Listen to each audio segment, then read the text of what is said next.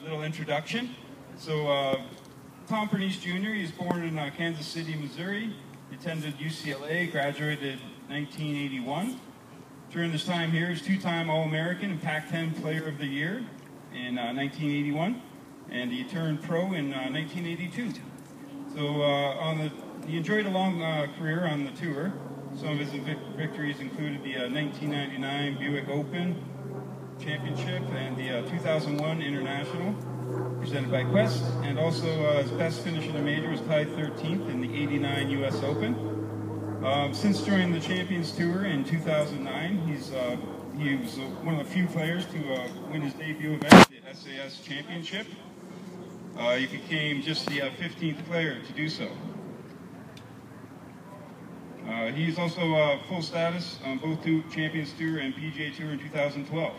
So I just want to get things started with a few questions. We'll give a big round of applause. Thanks for coming out, Tom. And yeah, so just a couple of questions here. I've noticed with some of our competitive juniors, they've developed a pretty complex three-shot routine. Also noticed that sometimes as they're going through the routine, they're actually tensing up doing so. So can you talk to us about your routine and explain the purpose of it, and also how you go about accomplishing your goal with your routine? Yeah, first of all, I want to thank everybody for coming out. It's a great turnout. We got a nice day. As soon as we get done with these questions, we'll go down here in the shade and get out of the sun a little bit. Instead of a routine, I like to call it a process that I go through. And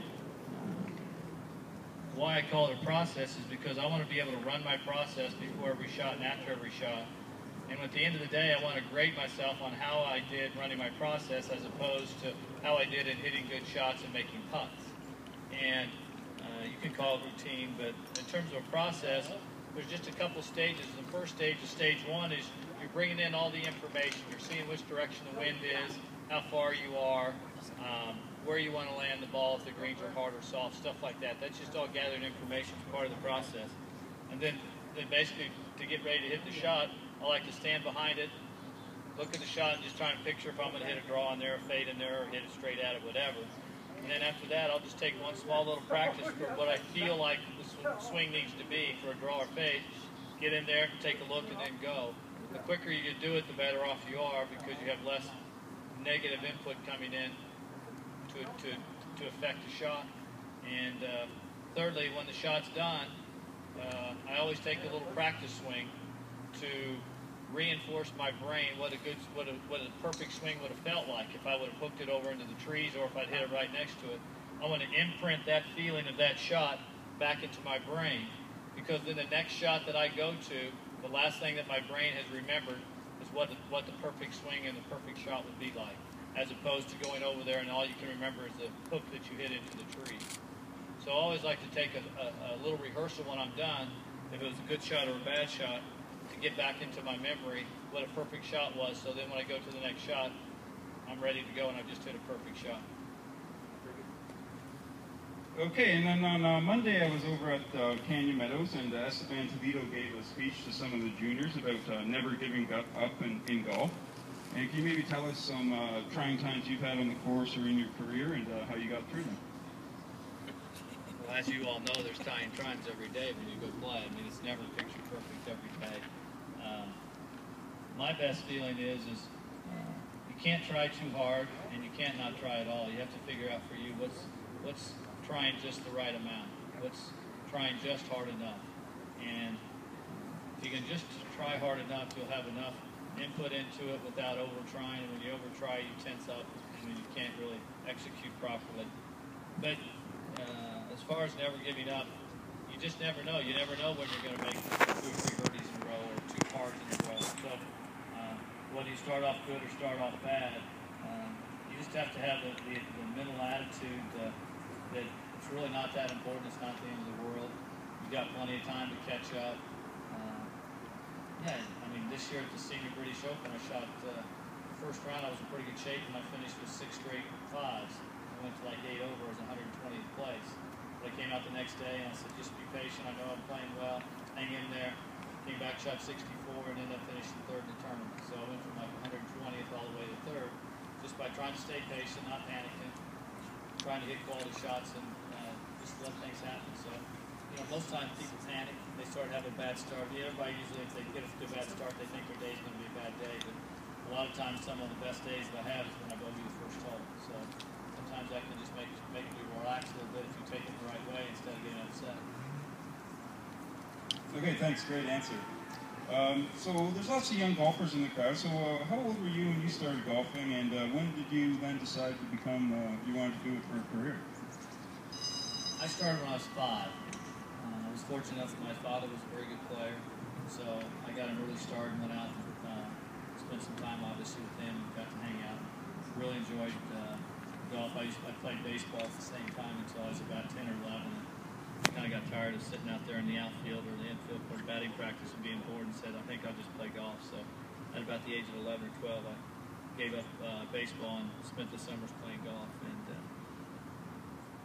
had some success as a junior and continued to play. And, by the time I got to high school, I grew up in Kansas City, and Tom Watson was like 10 years ahead of me. So he was someone that I could see on the horizon and how good he was doing. It was a figure that I looked up to. So it's something that I always shot for and figured I'd give it a try, and luckily it worked out. Awesome. And then maybe an impromptu one. Why do you think Tom's enjoyed such a long and successful career? Well, he's got a simple golf swing. Tom Watson's got a golf swing that looks the same as it did when he was 35, and now he's 64.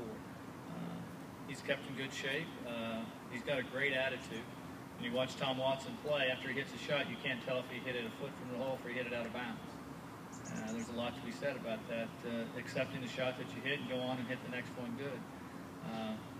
He's got a great attitude. He's had a very simple golf swing. It hasn't changed much. And notoriously, other than about a 5-year period, he was a great putter his whole life and believed that he was the best putter out there. If you have that belief system, you're going to be able to compete. And then also, what's one of the most rewarding or satisfying things about being out on the tour every week there and having this career you've had? Well, I think just the opportunity to be able to compete at the highest level, playing on the regular tour, playing on against the best players in the world, and in the last 4 years out here on the Champions Tour, getting to play against people that you looked up to your whole career, Hale Irwin, Tom Watson, Freddie Couples, guys like that, and be out here playing with them is great. But, it's an individual sport, so you can work as hard as you want, you can get as good as you want. It's all upon your shoulders. It's out there, you against the golf course every day.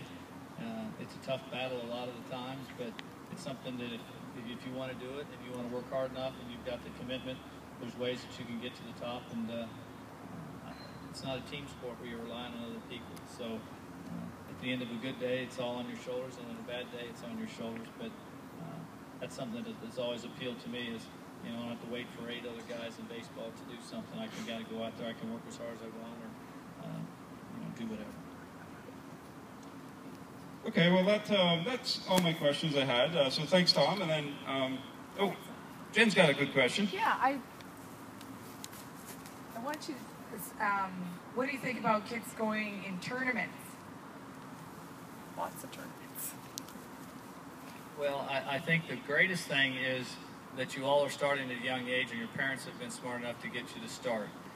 I play in Pro-Ams every week, and I'm playing with businessmen and businesswomen, and they're starting the game at the age of 35 and 40, and they said, if I wish I'd only started when I was, 7 or 8 or 10, because your skill levels are very easily developed at this young age, and it's the game that you'll be able to play the rest of your life. And if you get off to a good start here in your first 5 or 6 years as a kid, you're going to be a good player for the rest of your life, and it's a great game that you can play till you're 75 or 80 years old, as long as you keep yourself in good shape. But as far as trying to get better, you need to put yourself under the gun. You need to go play in tournaments. You need to see how you hold up under the pressure. You need to see where your weaknesses are, where your strengths are. So at the end of the tournament, you can go back and say, I didn't chip and putt very good, so you need to come over here and spend a couple hours over here.